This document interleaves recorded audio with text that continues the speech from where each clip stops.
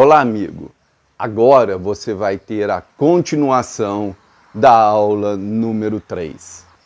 Ou seja, a segunda parte da aula sobre a guerra entre a espiritualidade e as crenças.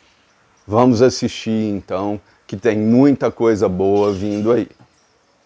Eu falei para vocês que a verdade, a realidade, a conscientização social vai revelar um conflito entre as crenças e a realidade. E isso vai explicitar o conflito.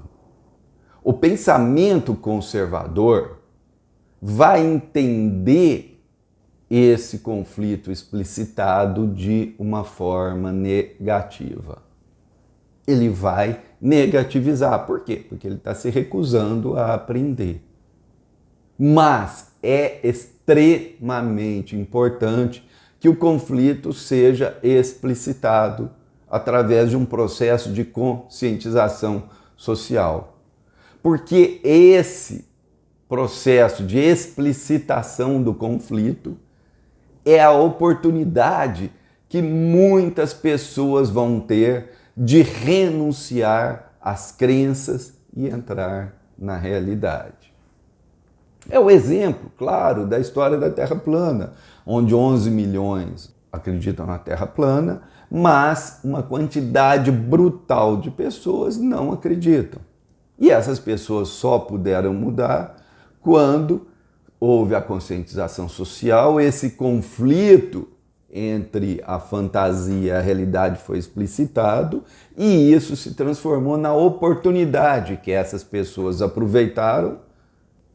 Ou seja, através da explicitação do conflito, ela sai do automatismo e começa a refletir.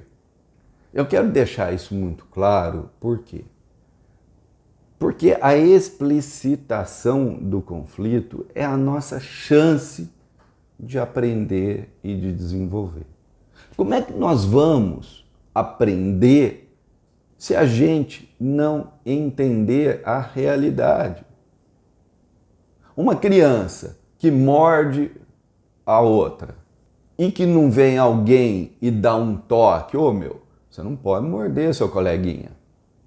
Ou seja, explicitou o conflito, é a oportunidade que essa criança tem de refletir e de mudar o seu conceito ali de usar a mordida como um ato para resolver problemas. Não é assim que ocorre? Ou seja, a pessoa chega e fala, olha, isso que você fez não é legal, não é certo.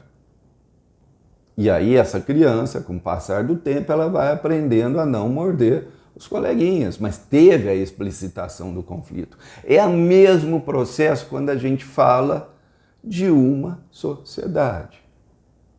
Agora eu quero usar um exemplo para vocês do agrotóxico no leite materno. O Brasil está tendo uma liberação brutal de agrotóxicos, uma quantidade brutal de uso indiscriminado, um uso sem limites de produtos proibidos em outros países, produtos potencialmente cancerígenos, e que aparece até no leite materno. Ou seja, a mãe vai lá fazer uma das coisas mais lindas da natureza, que é amamentar o filho, e junto com o amor, junto com o carinho, junto com todos os elementos nutritivos do leite, sai agrotóxicos. Isso é um processo de conscientização social que nos diz, tem alguma coisa errada. Como é que nós podemos lidar com essa situação, melhorar essa situação?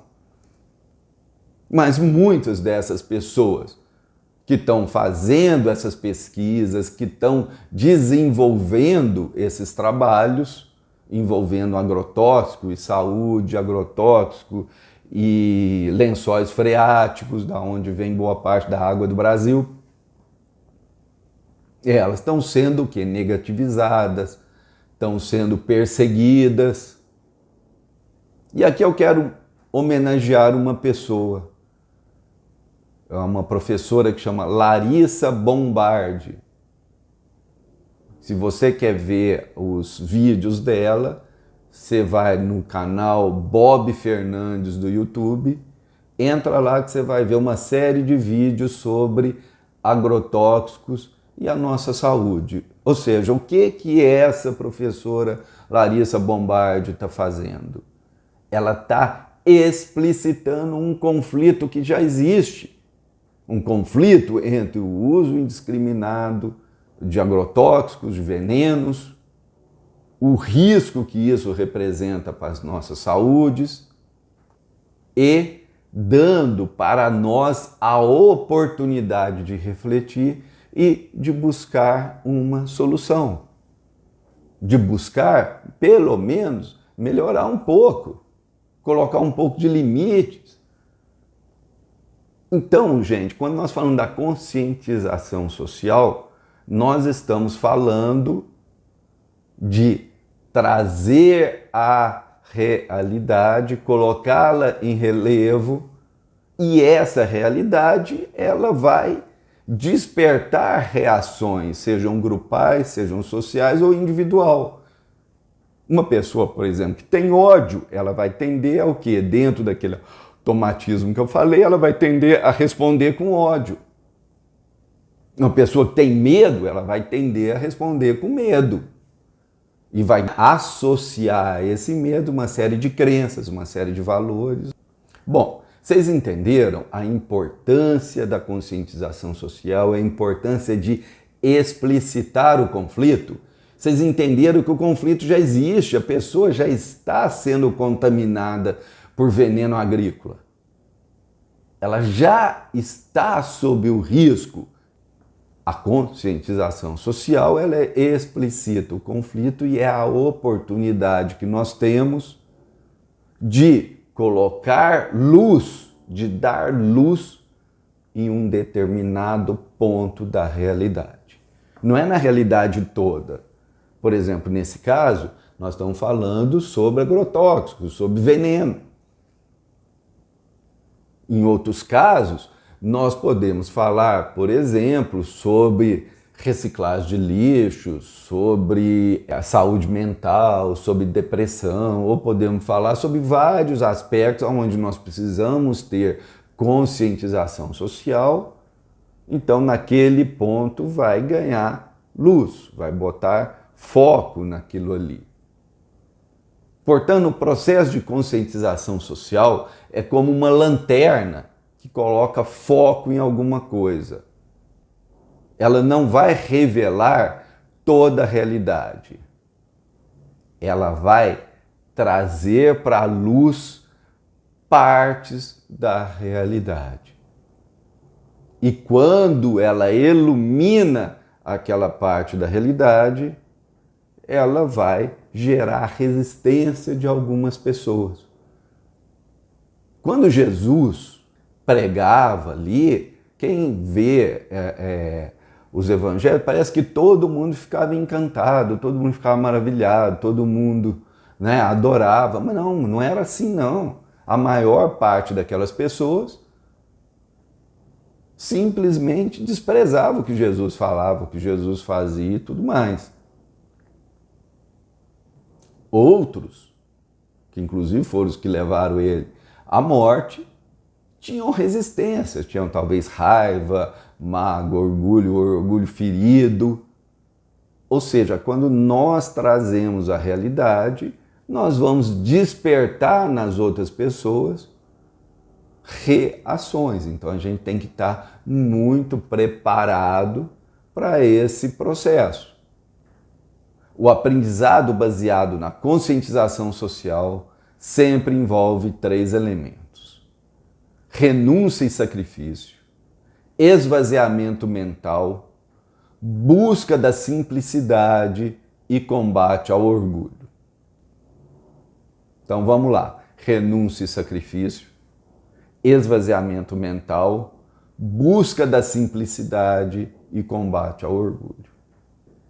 Ou seja, aqui nessa aula de hoje, nós já estamos focando e vamos continuar focando no esvaziamento mental. Eu quero que você entenda que a mente humana tende a acumular coisas dentro dela. O que são essas coisas? São emoções, condicionamentos, pensamentos, memórias inúteis, repetição de fantasias que a pessoa cria, crenças, ou seja, a mente humana vai acumulando e em determinado momento isso tem que ser o quê? Limpo. Que nem você limpa a sua casa, que nem a rua é limpa. Nós precisamos limpar o nosso interior. E precisamos principalmente limpar o nosso interior daquilo que a gente constrói sob uma perspectiva imatura. E aqui eu quero fazer um paralelo com algo que eu expliquei antes, quando eu falava das crenças. Lembra que eu falava que as crenças elas tendem a crescer, elas tendem a criar vínculos com outras áreas da vida, elas tendem a se tornar estruturas de poder, estruturas sociais, estruturas culturais. Ou seja, ela cria um entrelaçamento. O mesmo processo acumulativo acontece dentro da nossa mente. É muito importante você lembrar, você ter um aprendizado, mas esse aprendizado sempre vai ser muito pequeno se a sua mente tiver com essa quantidade brutal de situações vivendo dentro dela. Ou seja, tem que ter a higiene mental. Então veja só, quando a gente fala, você precisa aprender essa lição, você precisa amadurecer, você precisa desenvolver. Você tem que lembrar que nem sempre o aprendizado é exatamente acumulativo. O que é um aprendizado acumulativo? É assim, você entra na escola para aprender matemática, e você aprende lá 1 mais 1 igual a 2. Como você entendeu a lógica do 1 mais 1 igual a 2, você aprende 2 mais 2 igual a 4. E assim progressivamente, até que você, sei lá, está fazendo equações de segundo grau, alguns anos depois. Ou tem um lado do desenvolvimento espiritual, desenvolvimento pessoal, que a gente chama de completude, que também tem um fator acumulativo.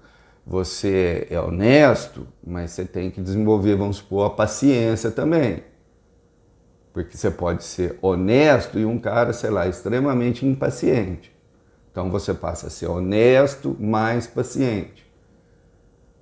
Aí você pode ser um cara, sei lá, dinâmico ou preguiçoso. Então você vai ter que desenvolver o dinamismo. Porque você pode ser um cara honesto, paciente e preguiçoso. Então isso é um acumulativo, você vai colocando uma qualidade, depois outra, depois outra. Nós chamamos isso de completude. Quando a gente está falando dos aprendizados evolutivos, principalmente os principais, os que vão mais abrir as portas da espiritualidade, nós estamos falando de substitutivos, são aprendizados substitutivos, porque eles acontecem dentro de um processo que envolve desaprender coisas que você aprendeu anteriormente, limpar, ressignificar, reorganizar, descondicionar e etc. Ou seja, ele sempre envolve esses dois aspectos, renúncia e higiene mental. E por que eu estou chamando a atenção nessa questão do aprendizado substitutivo? Porque Um dos cuidados que nós temos que ter é com a hipocrisia. Como eu expliquei anteriormente, este cuidado tem que acontecer porque as crenças têm capacidade de continuar. Ou seja, as crenças mudam o tempo inteiro com a finalidade de manter a essência. Portanto, qualquer aprendizado, sem que ele seja substitutivo, vai criar situações aonde, no caso do nosso curso, o racismo ele vai apenas ir ganhando conotações diferentes, vão ganhando uma apresentação diferente, mas a raiz está preservada. E aqui eu quero contar um exemplo para vocês desse processo de continuidade da crença, quando o processo de aprendizagem não é substitutivo. Eu vou convidar vocês para abrir aí no seu computador, no seu celular, as fotos da Igreja de São Francisco de Assis, em Salvador. Ela é inteirinha folheada a ouro. Uma obra de arte, uma obra arquitetônica, cultural, fantástica. O grande problema é que é a Igreja de São Francisco de Assis. Quem foi São Francisco de Assis? Foi um cara que escolheu viver na extrema pobreza. Foi um cara que decidiu e nunca mais tocou em dinheiro. Que ele dizia que a pobreza era um tesouro na vida dele. E esse cara foi homenageado com uma igreja de ouro. Num dos mosteiros que ele fundou na Itália, chamado Laverna, tem lá a pedra em cima da qual São Francisco dormia. Não era colchão, era uma pedra. O travesseiro dele era uma pedra.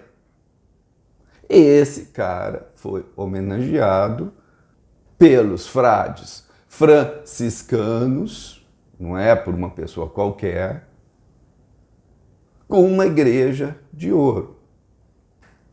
Observa que, para fazer um processo desse, que eu contando para vocês parece uma coisa bem maluca, não é?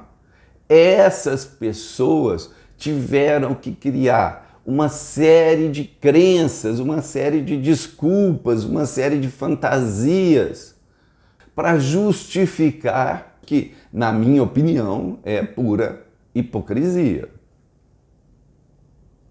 Se esses caras, né, os frades da época, isso daí foi construído há muito tempo atrás, mas está lá e continua sendo até hoje um mosteiro franciscano.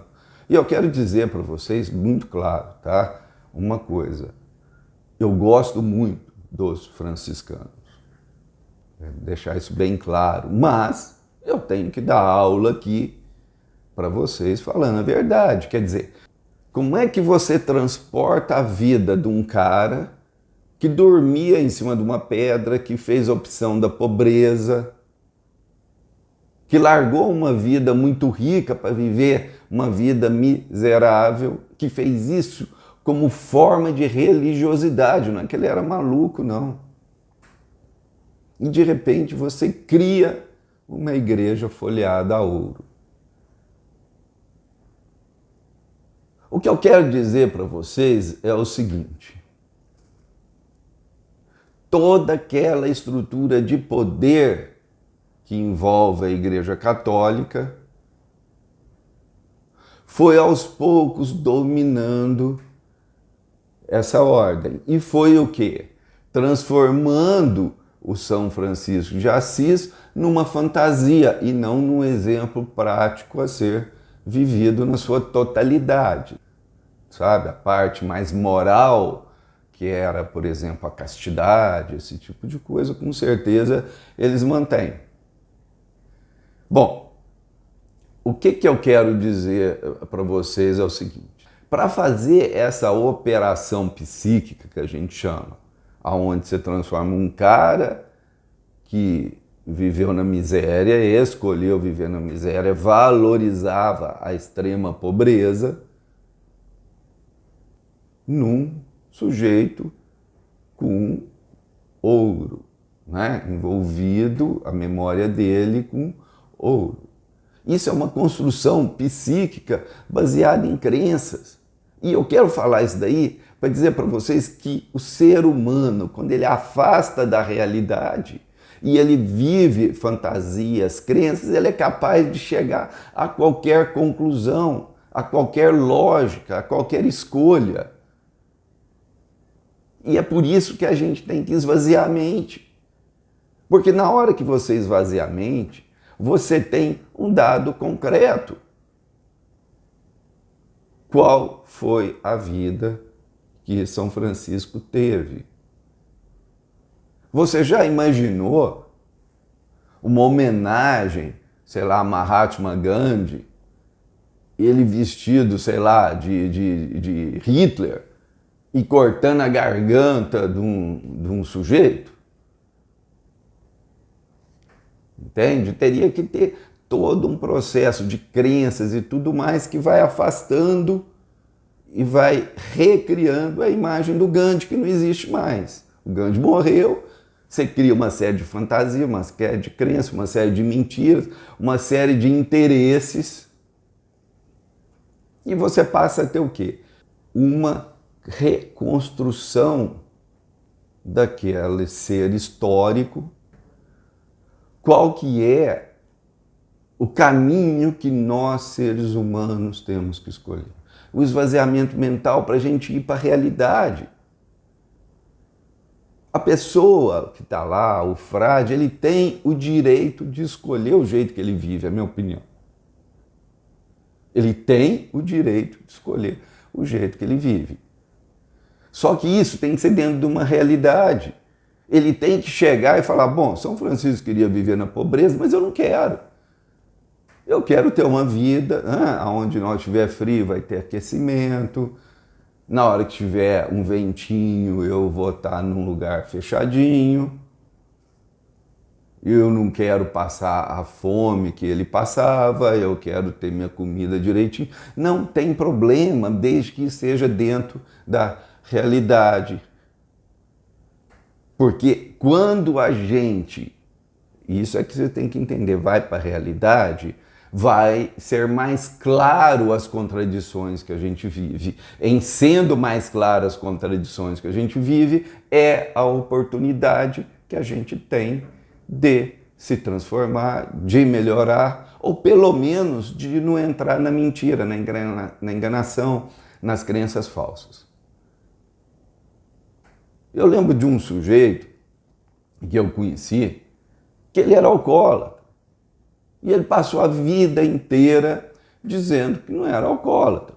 Esse cara morreu cedo, de tanto tomar cachaça. Olha, ele poderia chegar e falar, não, eu realmente sou alcoólatra. Tanto é que eu acordo, tomo um tanto assim de pinga, passo o dia inteiro tomando, sei lá, 2, 3 garrafas de pinga. Porque aí, ao dizer eu sou alcoólatra, ou seja, ele está dentro da realidade, ele pode chegar à conclusão, não, eu quero continuar nessa minha vida. Mas se ele quer continuar, pelo menos ele não precisa mentir, não precisa enganar, pode, sei lá, tomar alguns cuidados. Ou seja, o presente, a realidade é aonde estão as nossas oportunidades. Quando a gente cria um conjunto de fantasias, o que nós estamos fazendo? Nós estamos nos afastando da oportunidade e, como você vai ver nos exemplos que vêm logo depois, nós estamos fechando as nossas portas para o nosso crescimento interior. Amigos, só complementando para você entender. que é o conhecimento cumulativo, nesse caso do São Francisco de Assis e da sua igreja, que permitiu com que parte da história, parte do conteúdo central da vida do São Francisco de Assis fosse invisibilizado. De tal modo que os conceitos tradicionais daquela cultura, que era quem é importante tem mordomia, quem é importante come bem, quem é importante se dá bem, fosse aos poucos entrando através do quê? Através, por exemplo, do conforto.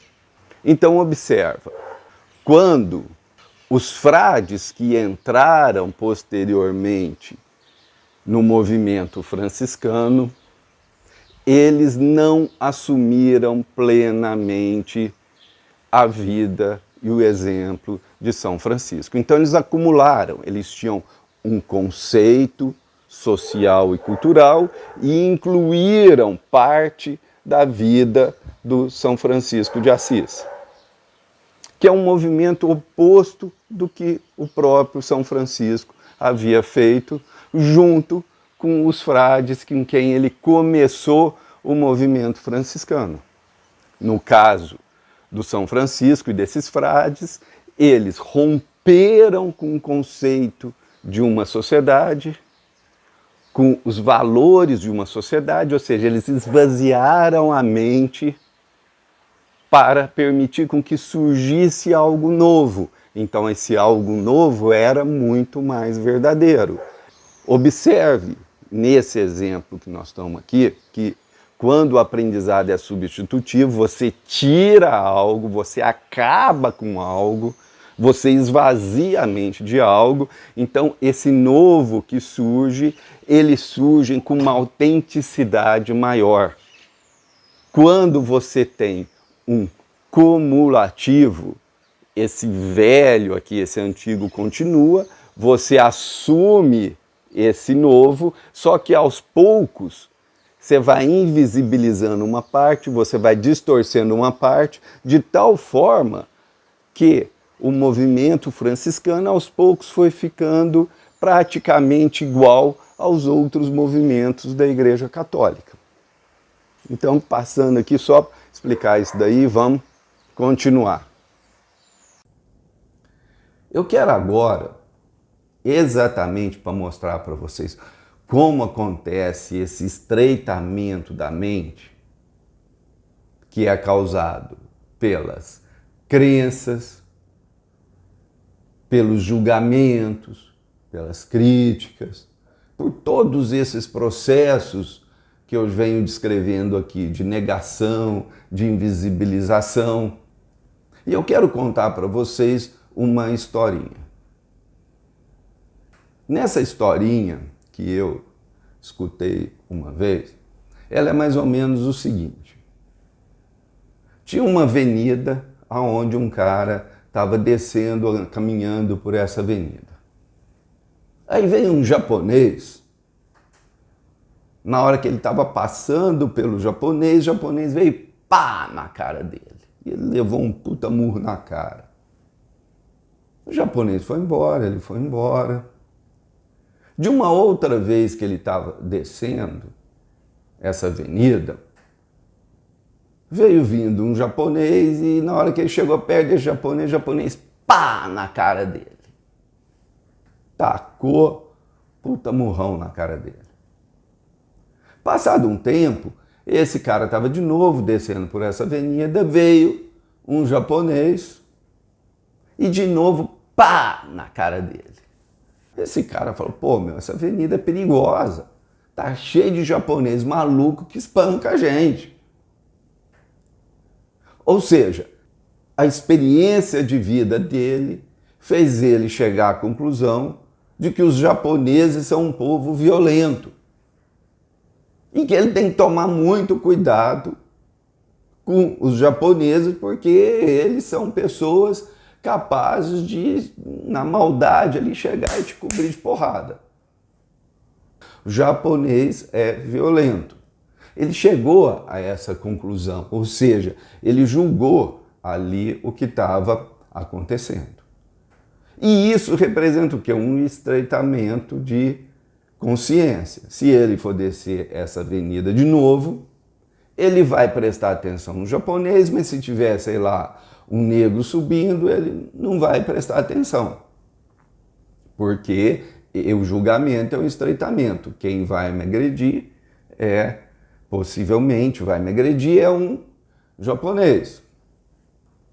Aí esse cara, lembra das crenças que elas continuam, elas vão crescendo, elas vão desenvolvendo? Então, a mesma coisa aqui. Esse cara chegou para um colega dele e falou, não, o japonês é muito violento. E esse cara falou, imagina, eu tenho um monte de vizinhos japoneses, eles são super gente boa, é um pessoal de paz, é um pessoal trabalhador, é um pessoal muito correto. E aí esse cara fala, não, imagina, isso daí é porque, né, eles ainda não fizeram nada errado com você, japonês é isso, é aquilo. Ou seja, esse cara vai ter que encontrar mais justificativas para mostrar que japonês é violento. E lembra da crença crescendo? Então esse cara ele passa, por exemplo, a ter interesse direcionado por isso daqui. Presta bem atenção, tá? Ele começou concluindo, julgando, ó, japonês é violento. Aí você tem outras pessoas que dizem não, e ele vai buscar informação, lembra que vai crescendo, a respeito dos japoneses, mas não é qualquer informação, é informação que prove que ele está certo, que japonês é um povo violento. Então ele, por exemplo, vai se interessar por quando o Japão invadiu a Coreia e fez lá um monte de barbaridade. Esse cara, ele vai chegar para ele e falar, imagina, você não sabe o que o Japão fez quando invadiu a Coreia? Olha isso daqui, olha isso daqui. E realmente o Japão entrou lá e barbarizou. Aí, esse cara que está aqui, que nunca se interessaria pela guerra do Japão com a Coreia, pela invasão do Japão na Coreia, esse cara, ele passa a ter interesse nesse assunto, ocupar a sua mente com esse assunto. Vocês entenderam? Então, um evento que tem aqui, nesse momento, vamos supor, em 2019, vai gerando uma série de consequências, né? O que a gente chama de fluir. E quando vamos supor, em 2021, esse cara está procurando informação sobre a invasão da Coreia pelo Japão. Então veja só, o que eu quero dizer? Que esse cara ele passa a seguir e a priorizar aquele julgamento que tem dentro dele. Então ele tem talvez raiva, ele tem ódio ali, ele tem vontade de vingança, fantasias, então isso vai se tornando grande, você entendeu? Dentro dessa pessoa. Vai se tornando grande, vai levando esse cara para determinado lado. Ou seja, ele passa a responder e a viver segundo o trauma que ele teve aqui, das porradas que ele levou dos japoneses. Agora eu quero contar essa mesma história de uma outra forma. Era uma terça-feira e esse sujeito estava descendo por uma avenida, quando veio um cara e tacou um murro na cara dele.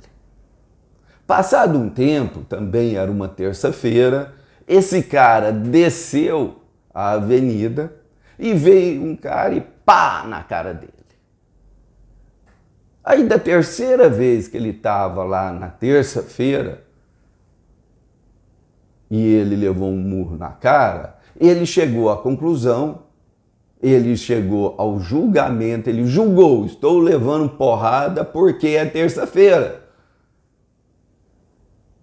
É a mesma história, só que nessa história, ele passou a priorizar não a imagem do sujeito, né, aquela carinha de olhinho fechado, e falar, não, é um japonês. Não, ele passou a prestar atenção no fato de ser terça-feira.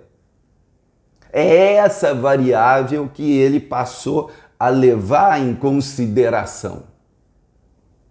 Porque é isso que a gente faz quando a gente estabelece conclusões, tá? A gente normalmente chama julgamento. Julgamento é um tipo de conclusão.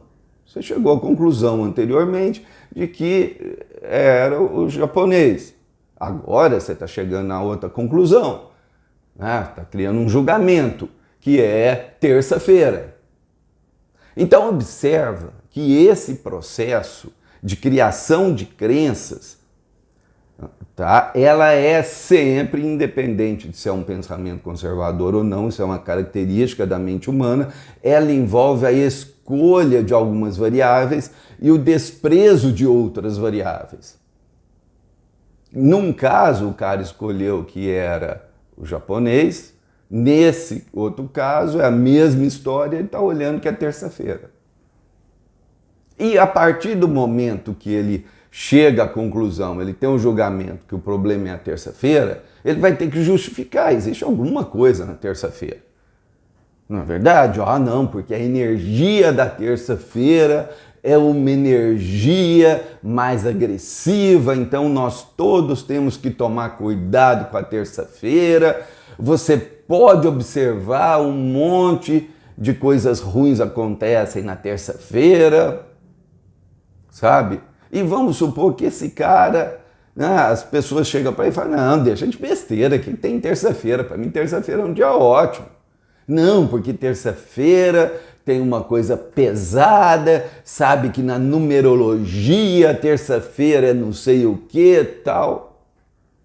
Ou seja, esse cara da terça-feira talvez começou levando o mesmo murro na mesma situação, é a mesma situação, só que ele escolheu terça-feira. Então ele vai parar, vamos supor, no interesse pela numerologia. Enquanto se ele tivesse escolhido a variável japonês, o interesse dele teria ido, sei lá, para uma questão histórica da invasão da Coreia. Eu quero que você entenda como esses processos dirigem a sua vida. E aí as pessoas sentem um vazio. Por quê? Porque as pessoas estão tomando decisões e estão tendo interesses que são, no fundo, nada a ver com a realidade interior dela, não tem nada a ver com o espírito dela, com as vocações que ela tem, com os verdadeiros interesses que vêm do fundo da alma. Por quê? Esse cara numa situação vai estar pegando uma questão de história que pode não ter nada a ver com a vocação.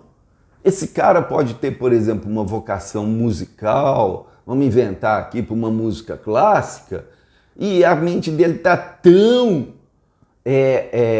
cheia, com dezenas de situações como essa do japonês que eu inventei aqui.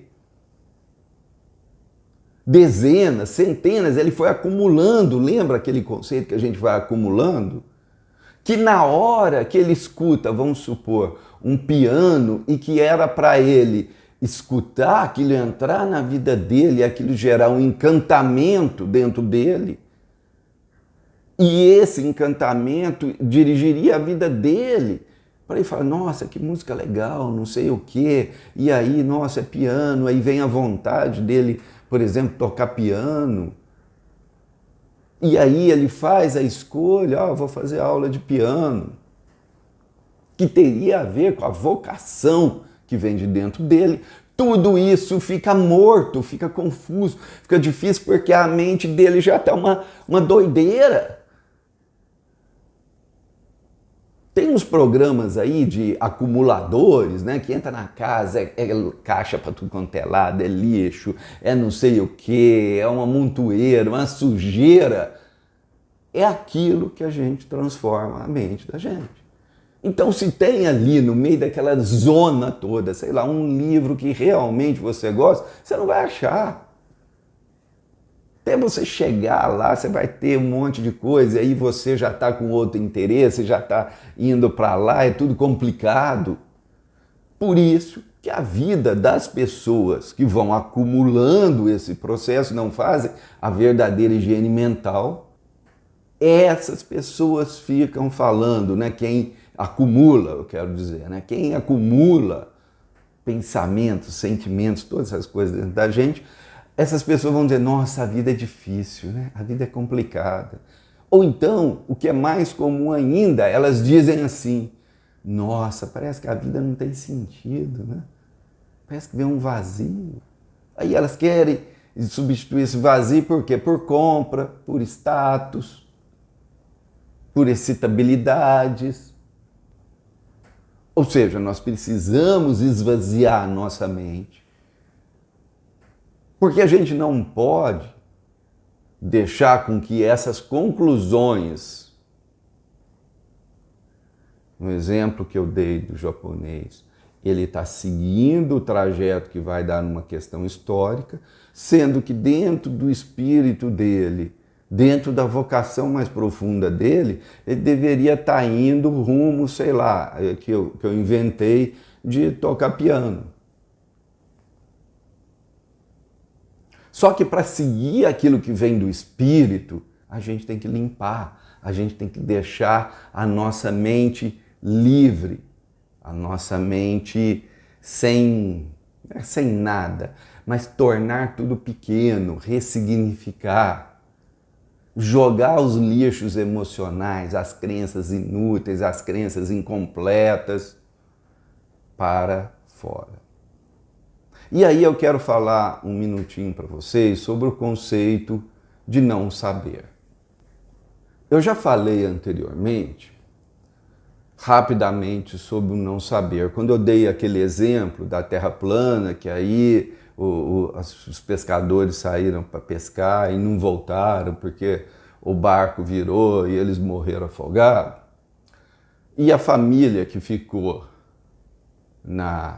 em terra, né? E eles não voltaram, e eles ficaram que doido, eu tenho que saber, eu tenho que saber, eu tenho que saber, e esse eu tenho que saber, ele é um dos principais indutores da gente criar mentiras, da gente divulgar mentiras, da gente participar de manipulações, da gente aceitar crenças falsas, a gente participar de padrões de, por exemplo, racismo, padrões sociais de poder. Ou seja, em grande parte da nossa vida, a gente tem que ficar no não saber. Isso é muito importante para a gente acostumar a colocar menos lixo para dentro, como também você se manter no não saber é uma postura que ajuda a ressignificar o que tem dentro de você. O não saber é fundamental em todos os sentidos. Aí você me diz o seguinte, pô, aquele pai, aquela mãe que o filho foi lá pescar e não voltou, eles vão ficar sem saber? Vão ficar sem saber. Porque essa é uma postura necessária para o desenvolvimento da mente neutra. O não saber, ficar nessa posição, é o que nos ajuda a ir para a realidade, determinar o que o pessoal que estuda filosofia caminho nobre conhece, o fator mínimo. Aquilo que é o essencial, porque é aí que você estabelece o caminho da sua vida. Bom, dito isso, e eu quero que você guarde esse não saber. Aliás, uma das coisas muito interessantes que você pode fazer durante esse curso é anotar os conceitos, para depois você voltar a eles.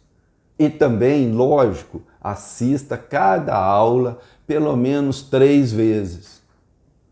Hoje a gente é muito rápido com as coisas, a gente vai passando muito por cima, quer logo terminar, e isso daí é muito ruim. Eu quero ir terminando essa aula propondo para você um exercício em 3 partes. A parte 1 desse exercício é o seguinte: eu vou deixar na descrição desse vídeo, todos os nossos vídeos na descrição, tem um monte de link para te ajudar, para te orientar, todos os vídeos do canal Caminho Nobre. Tem na descrição um material muito legal para você ver. Então, veja só, na parte 1, na primeira parte desse exercício, eu vou deixar na descrição um texto breve que fala sobre São Francisco de Assis e a escolha dele da pobreza. Eu vou deixar um link lá para vocês. E depois você vai abrir na internet e você vai ver as fotos da igreja lá de Salvador dedicada a São Francisco de Assis. A primeira parte é só isso. Você vai ler o texto sobre a pobreza, as escolhas de São Francisco, e você vai ver essas 2 imagens.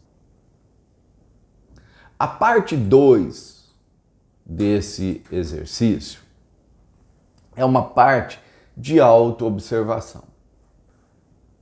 Você vai se auto-observar. O que você vai se auto-observar? Você tem 2 informações.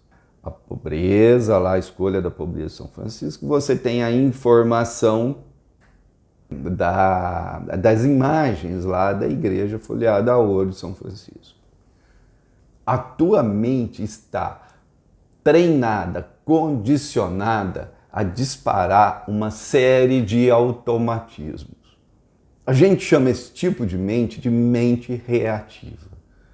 Por quê? Porque ela vai receber 2 estímulos, do texto e das imagens. E ela vai reagir a esse processo compulsivamente, como um vício.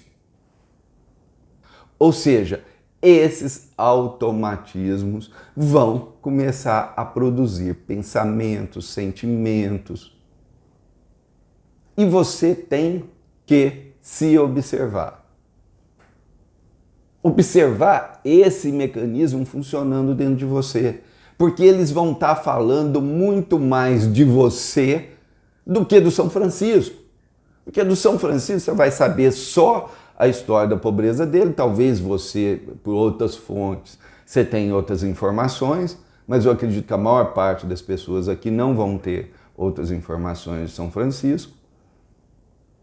Então, quando você dispara esse seu automatismo, você vai estar falando muito menos do São Francisco de Assis ou dos frades franciscanos e muito mais de você mesmo, porque você está viciado nesse automatismo. Você vai começar um blá blá blá, você vai começar uma série de pensamentos, ações, e você não vai fazer nada com isso daí. Você vai deixar acontecer e se observar. Só que dessa vez você vai entender que isso é o seu disparo aos seus automatismos. Você está condicionado, você está viciado.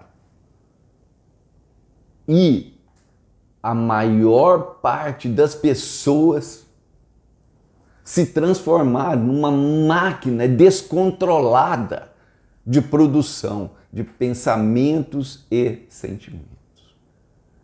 E essas pessoas não conseguem ficar no não saber. Elas têm muita dificuldade de parar a mente. Então você observa ali. Observa, por exemplo, puta, você ficou com raiva.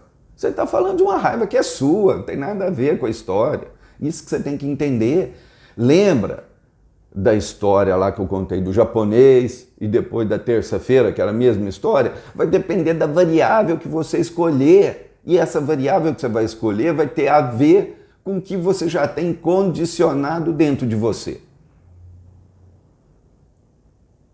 Esse é um mecanismo pelo qual o racismo ou a ideia da terra plana, seja qualquer porcaria, consegue subsistir.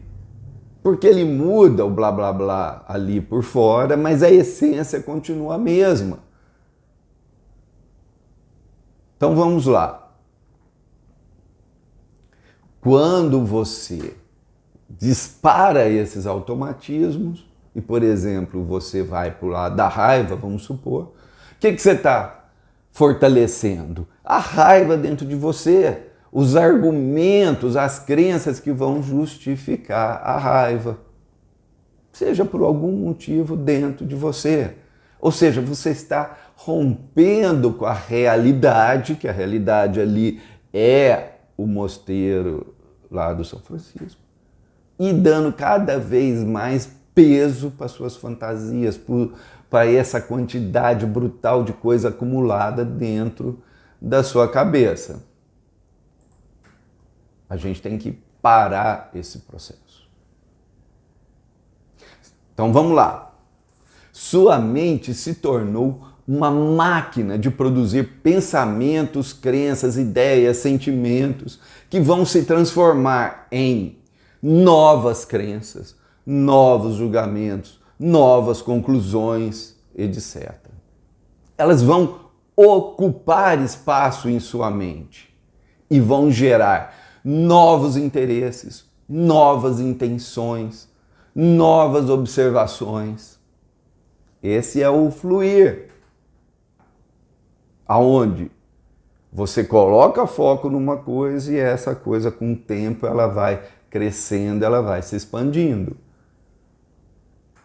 Ou seja, vão se transformar em novas crenças, novos julgamentos, novas conclusões e muito mais, que vão ocupar espaço na sua mente e que vão gerar outros interesses, outras coisas. E nesse mecanismo, aonde que fica a comunicação do espírito com a mente, do espírito com o corpo?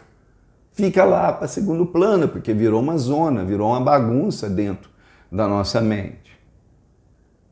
E isso vai ter consequências, por exemplo, numa quantidade brutal de pessoas que hoje estão desanimadas, sem ânimo, estão deprimidas, estão não sei o quê. Porque vão seguindo um monte de porcaria, vai ter o resultado de porcaria, bicho. É mais ou menos isso. A parte mais nobre, a parte que carrega a maior quantidade de energia, de vibrações do seu corpo é o seu espírito. Justamente para você ir lá, falar, ó, é ali que você tem que ir para ter uma vida melhor. Bom, nós falamos da parte 1, da parte 2, eu expliquei a teoria da coisa. Agora na parte 3. Você vai aumentar o seu saber. Você vai refletir. Ou seja, lembra que a gente tem que ficar no não saber? Na parte 3, eu quero que você procure mais informações sobre São Francisco de Assis. Mais informações sobre a vida dele. Sabe? Sobre a escolha dele da pobreza, a vida dele na pobreza, que é o tema que nós temos aqui. Ou seja, você vai sair do não saber e você vai buscar aumentar o seu saber, mas não dentro da tua cabeça, criando e reforçando fantasias, condicionamento e o caramba que você tem dentro de você. Você vai buscar na realidade ali. Ou seja, no caso da pobreza de São Francisco, em livros, em textos e tudo mais. Eu posso até dar umas dicas disso daí. E aí você vai refletir. O que eu quero que você aprenda com isso daqui? Que para você sair do não saber e ir para o saber, você tem um processo de reflexão que é lento, trabalhoso, cuidadoso e contínuo. Lento, trabalhoso, cuidadoso e contínuo. Ou seja, a gente não consegue fazer isso com tudo. Por isso que a maior parte das situações, a maior parte das coisas, a gente tem que ficar no não saber. Justamente para tornar aquilo pequeno, justamente para deixar embora, sabe, embora, não fazer parte da nossa vida. Mesmo que traga dor, mesmo que traga sofrimento, mesmo que tenha uma série de dificuldades, porque as dificuldades que surgem por a gente ser desse jeito é muito maior. Bom, ou você fica no não saber e treina a aguentar o tranco do não saber, e aí você evita as crenças falsas, as crenças idiotas, os pensamentos, os sentimentos que não tem nada a ver e que vão gerar muita coisa ruim. Ou seja, você aguenta o não saber, parece que é um tranco, mas esse processo de acumular lixo é muito mais difícil, é muito mais complicado. Só que o ser humano, por enquanto, ainda não tem ideia do que é a mente neutra, que a gente ensina aqui na filosofia Caminho Nobre.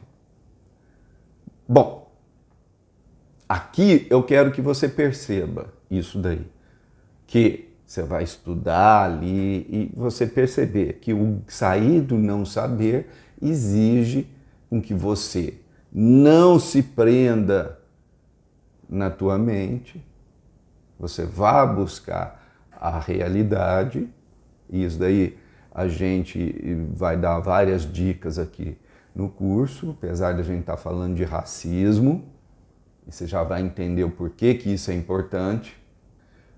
Ou pelo menos, se você não conseguir ficar no não saber, você tem que aprender a parar os seus pensamentos. Eu tenho um texto no site Caminho Nobre sobre 5 motivos para você aprender a parar os seus pensamentos. É muito legal ler lá. Então, gente, esse é um exercício que eu gostaria que você fizesse, porque ele vai ser muito importante nesse conceito de espiritualidade e racismo. Se você não fizer um processo brutal de esvaziamento mental, você não vai superar o problema básico do racismo. Porque o racismo, em grande parte, como eu já disse, existem outros vetores, como você vai ver, ele depende de você manter a ideia que existem cidadãos de primeira, segunda, terceira, quarta categoria, seja o que for. Existe uma crença que está por trás do racismo. Qual a grande função de esvaziar a mente? Esvaziar a mente ajuda a evitar mentiras, manipulações, maldades, criação de crenças falsas, incompletas e muito mais. Ou seja, é uma vida muito melhor. É muito difícil a gente ter uma vida boa para o espírito, né, de grande evolução espiritual baseada na mentira. A mentira é complicação, é tornar difícil. A realidade, ela é a simplicidade. A sabedoria, ela é a simplicidade. Tornar simples a vida, os processos psíquicos, as escolhas. Porque o seu interesse, por exemplo, vai ser aquele que vai vir de dentro do seu espírito, que tem a ver com a sua vocação e que, portanto, vai ser aquilo que vai te trazer maior nível de satisfação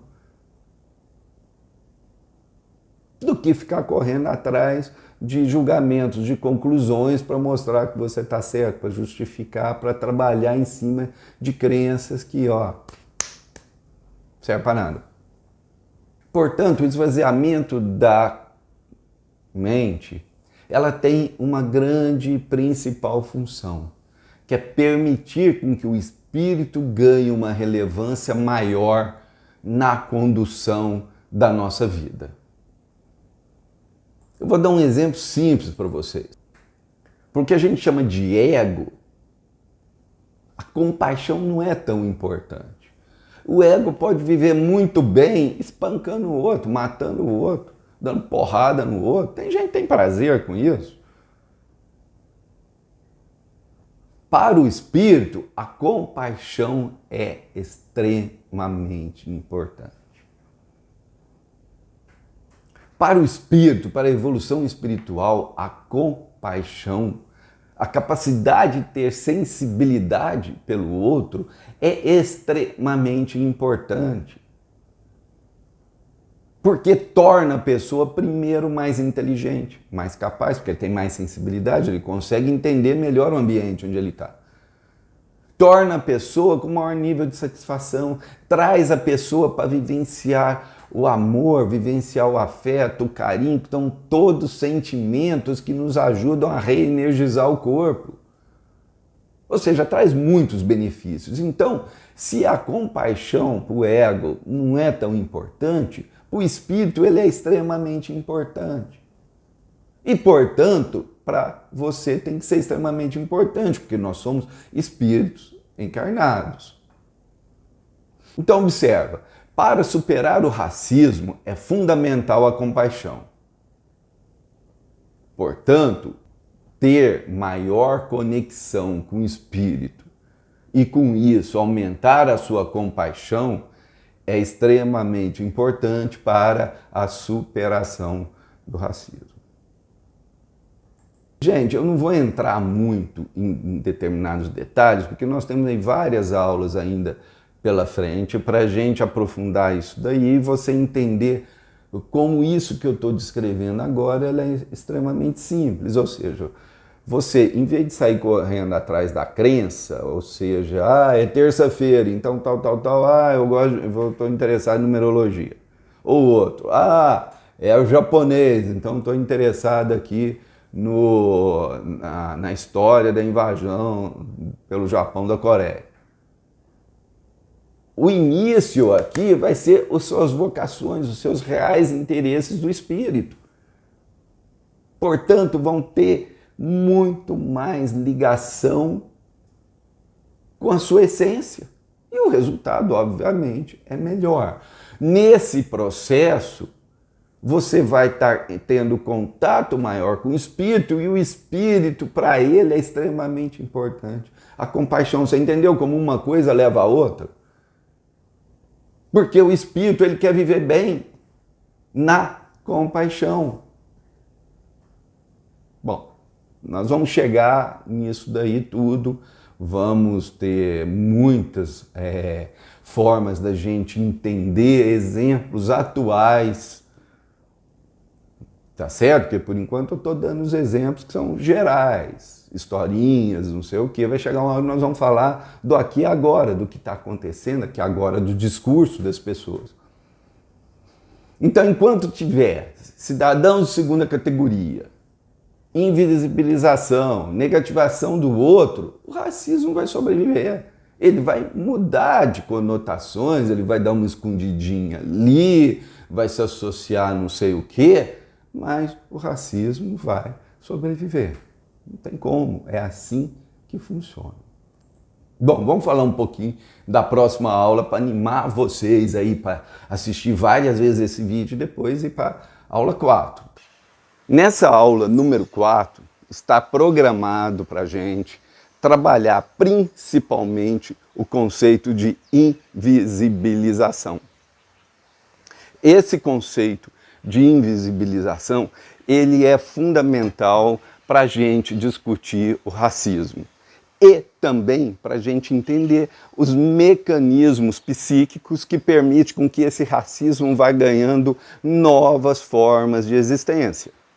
Nessa aula aqui, por exemplo, eu mostrei para vocês que o São Francisco de Assis começou com um movimento extremamente revolucionário e que foi se transformando num movimento extremamente conservador ao longo dos séculos. Porque eles assumiram uma parte e aos poucos foram invisibilizando aquilo que eles não queriam. Então nós estamos vendo esse processo funcionando ao longo de séculos. Na aula 4, nós vamos utilizar, por exemplo, o Mano Brown. Ele tem um podcast chamado Mano a Mano, e ali ele fez uma entrevista com um arqueólogo, Rodrigo Silva, que é assim muito bacana nesse conceito de invisibilização. Então, se você já quiser ir assistindo para ajudar quando a gente for trabalhar aqui o conceito de invisibilização, é muito legal. Nós vamos usar esse podcast, nós vamos usar conceitos de urbanismo, conceitos de arquitetura, conceitos de uma série de áreas do conhecimento humano que vão te mostrar como esse processo de invisibilização ele é fundamental não só no racismo, mas em todos os processos menos evoluídos da vida humana. Então se prepara que vai ser muito legal essa aula de número 4. A espiritualidade, gente, ela é uma exploração de um caminho pessoal. E nesse processo a gente tem que diminuir as pressões sociais.